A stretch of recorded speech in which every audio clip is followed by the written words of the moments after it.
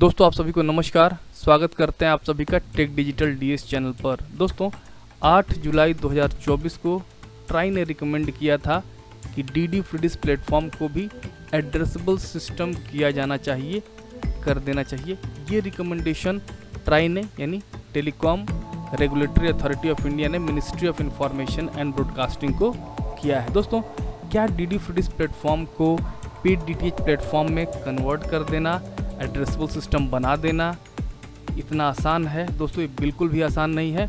और आज के इस वीडियो में हम ये आपको बताने वाले हैं दोस्तों कि क्यों ये इतना आसान काम नहीं है प्रसार भारती के लिए। दोस्तों ट्राई ने भी ये माना है, जो 8 जुलाई 2024 का ट्राई का रिकमेंडेशन है, ये लेटर ट्राई के ऑफिशियल वेबसाइट पर उपलब्ध है। दोस्तों आप ट्राई के ऑफिशियल वेबसाइट पर जा कर के इसे पढ़ सकते हैं। उसमें काफ़ी बातें हैं दोस्तों जिनके आधार पर आप कह सकते हैं कि ये एड्रेसेबल सिस्टम में डीडी फ्रीडिश प्लेटफॉर्म को कर पाना इतना आसान नहीं है दोस्तों, लेकिन रिकमेंड कर दिया है ट्राई ने कि इसको किया जाना चाहिए। दोस्तों पूरा स्टेप बाय स्टेप प्रोसेस है, ट्राई ने क्या बताया है और कैसे डीडी फ्रीडिश प्लेटफॉर्म को एड्रेसेबल किया जा सकता है। दोस्तों इसी हेडिंग के साथ वो डॉक्यूमेंट उपलब्ध है ट्राई के ऑफिशियल वेबसाइट पर, recommendations on listing of television channels in electronic programme guide and upgradation of DD FreeDish platform to an addressable system.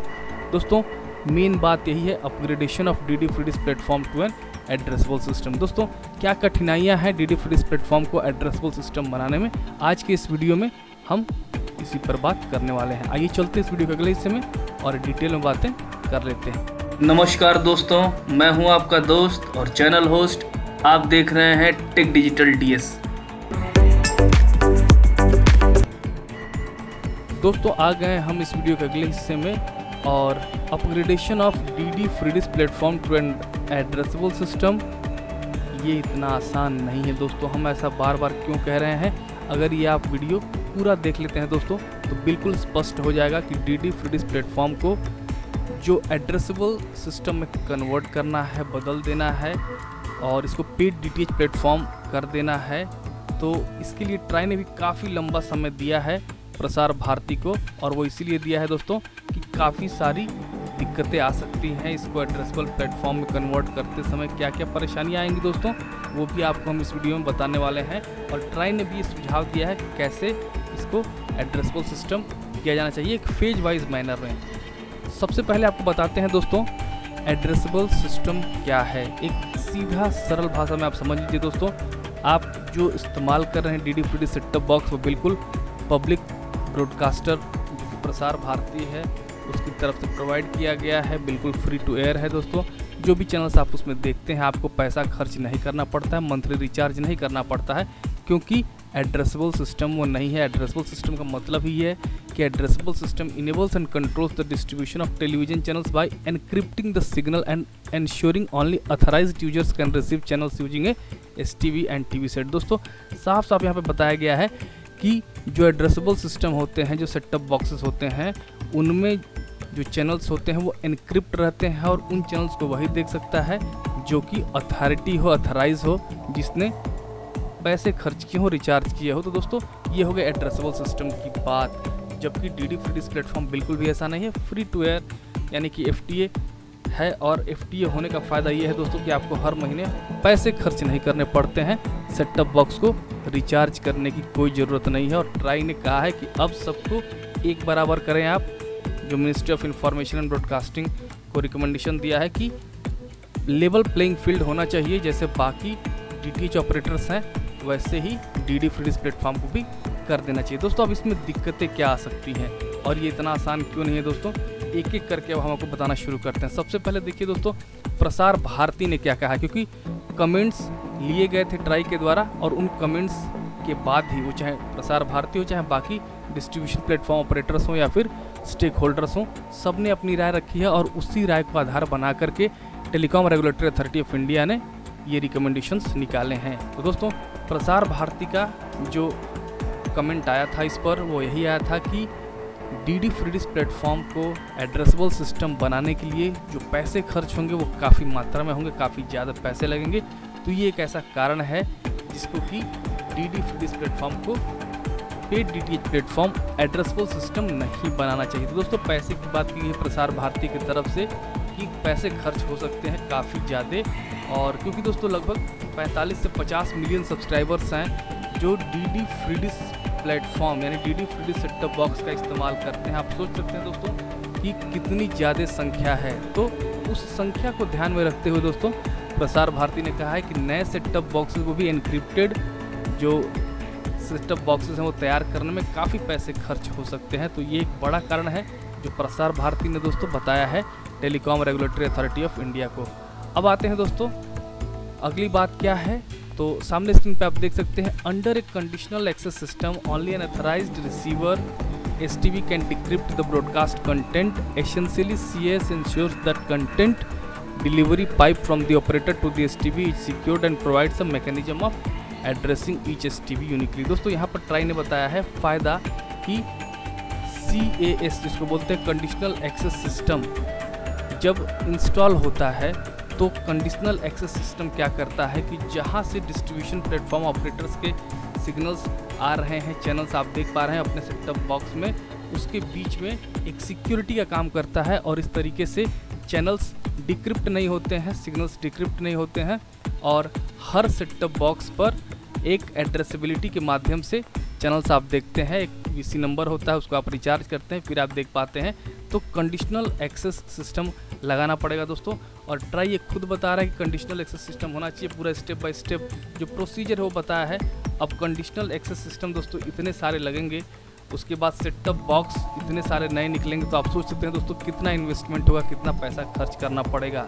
इसीलिए ट्राई ने कहा है कि ये पूरा प्रोसेस जो है वो फेज़ वाइज होना चाहिए, एकदम से नहीं हो जाना चाहिए जिससे कि दिक्कत हो सकती है इसको एक प्रॉपर तरीके से एड्रेसेबल सिस्टम यानी कि DD फ्री डिश प्लेटफॉर्म को पेड DTH प्लेटफॉर्म करने में।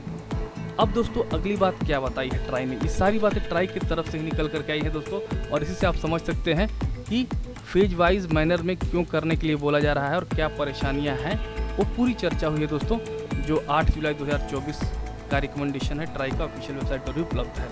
अगली बातें क्या है दोस्तों सामने स्क्रीन पे आप देख सकते हैं DD free dish platform needs to be upgraded to addressable system in a time bound manner with a defined sunset date. MIB should notify the upgradation of Prasar Bharati's DD free dish platform to an addressable system in a phased manner within a specified time frame throughout the territory of India.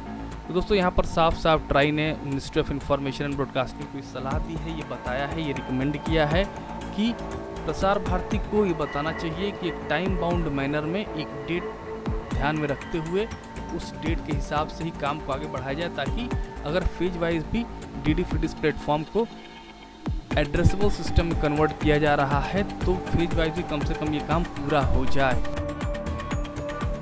तो दोस्तों यहाँ पर phase wise DD free dish set top box को या यूँ कह लीजिए DD free dish platform को एक पेड DTH प्लेटफॉर्म यानी एड्रेसेबल सिस्टम में कन्वर्ट करने की बात ministry of information and broadcasting को ट्राई ने रिकमेंड कर दिया है। दोस्तों फेज वाइज करने का मतलब ही आप समझ सकते हैं कि कितना लेंदी प्रोसेस है और कितना कठिन काम है दोस्तों, आसान तो बिल्कुल भी नहीं है प्रसार भारती के लिए। और प्रसार भारती ने तो शुरू में ही दोस्तों जो कंसल्टेशन पेपर के माध्यम से कमेंट्स मांगे गए थे ट्राई के द्वारा, उसमें भी प्रसार भारती ने ट्राई को साफ साफ बता दिया कि इसमें इन्वेस्टमेंट ज़्यादा होगा, पैसे काफ़ी खर्च होंगे।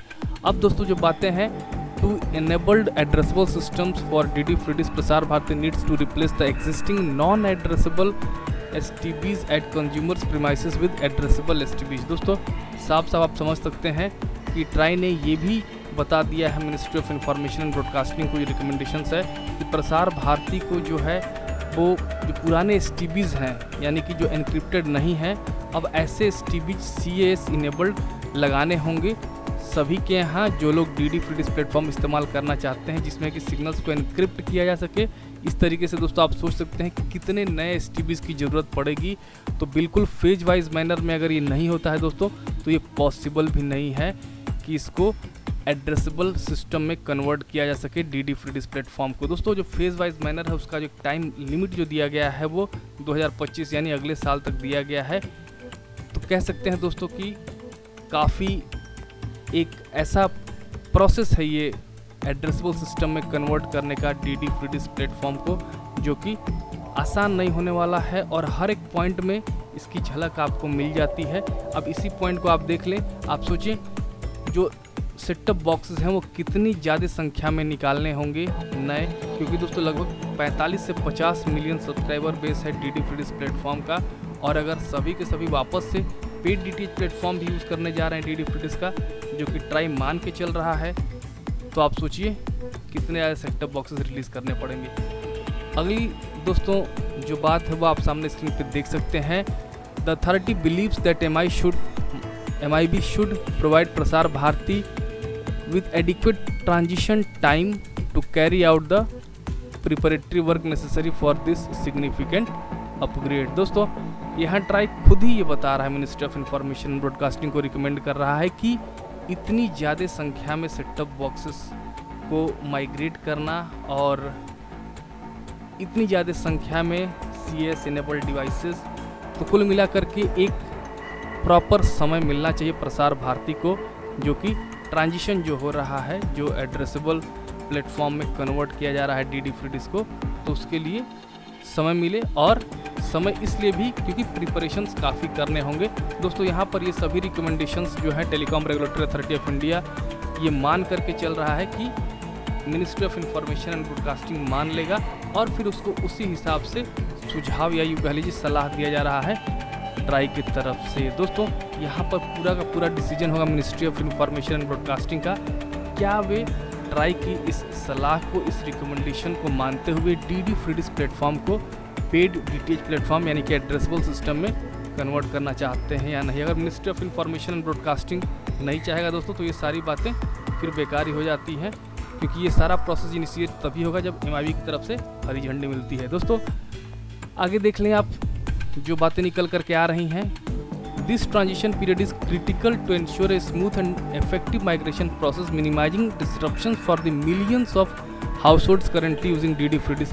Adequate time would enable Prasar Bharati to address potential technical challenges, educate consumers about the new system and ensure that all subscribers are transitioned without loss of service। दोस्तों ट्राई ने ये अच्छा सलाह दिया है कि समय इसलिए भी देना ज़रूरी है कि ये इतना लंबा प्रोसेस है, इतना लेंदी प्रोसेस है, इतना सिस्टमेटिक प्रोसेस है दोस्तों कि अगर इसमें समय नहीं दिया गया तो फिर जो काफ़ी कंज्यूमर्स हैं DD फ्रीडिश सेटअप बॉक्स जो इस्तेमाल करते हैं वो चैनल्स देखने से वंचित रह सकते हैं। इसीलिए फेज वाइज मैनर में इसको किया जाए ताकि जो कस्टमर्स हैं, जो कंज्यूमर्स हैं, उनको किसी तरह की दिक्कत ना हो। इसीलिए ट्राई ने रिकमेंड किया है ministry of information and broadcasting को कि पूरा समय दिया जाए ताकि जो टेक्निकल एक्सपेक्ट्स हैं और बाकी चीज़ें हैं वो प्रसार भारती कंट्रोल करते हुए फेज वाइज मैनर में DD फ्रीडिश प्लेटफॉर्म को पेड DTH प्लेटफॉर्म की तरफ ले जा सके। तो दोस्तों ये सारी बातें निकल करके आ रही हैं जो DD फ्रीडिश प्लेटफॉर्म को अगर एड्रेसेबल सिस्टम करने की बात आती है तो ये कितना कठिन प्रोसेस है दोस्तों,